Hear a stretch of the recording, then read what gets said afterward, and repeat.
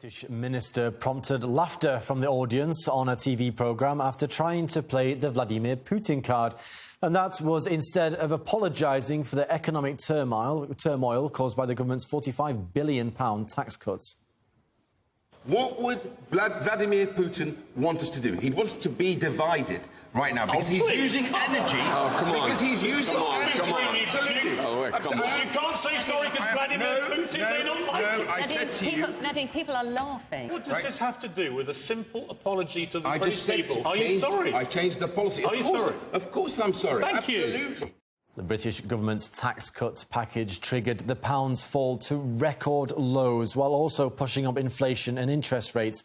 The Bank of England even implemented an emergency £65 billion bond buying programme to stem the crisis triggered by those decisions.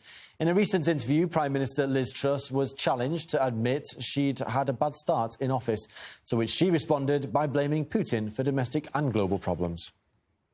Well, let's remember what we were facing 4 weeks ago. But do you accept that it's been a bad start? We were £500. Prime Minister, we've covered we have a lot also... of this on Sky News. My question was, do you accept you've had a rocky start?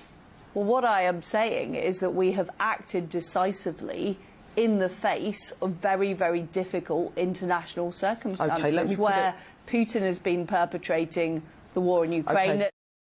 Well, and the bad news doesn't end there for Truss, who's also in hot water over warnings of potential 3-hour power cuts during the approaching winter season. Now, she did try to downplay those fears, but failed to give any guarantees that Britons will not be left in the dark. Schemes to encourage people to use electricity at off-peak times are being developed, but the proposal is already being slammed by many in the media.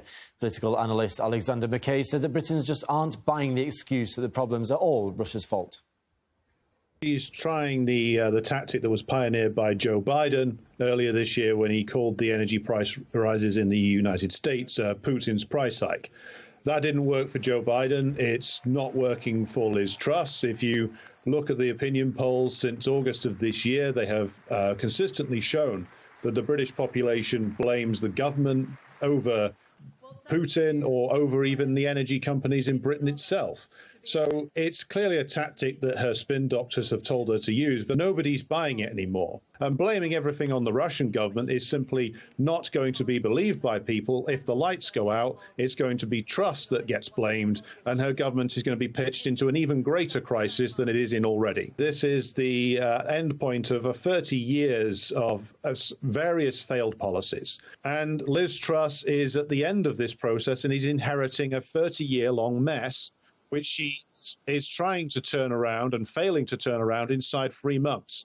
So this is a generational failure that has left Britain exposed to the fluctuations of international energy markets and unable to produce its own energy. The only solution in the immediate period is to end the chaos in the international energy markets, and that means ending the sanctions regime against Russian energy, which is failing to do anything significant to the Russian economy, but is tanking the economies of Europe and increasing energy insecurity.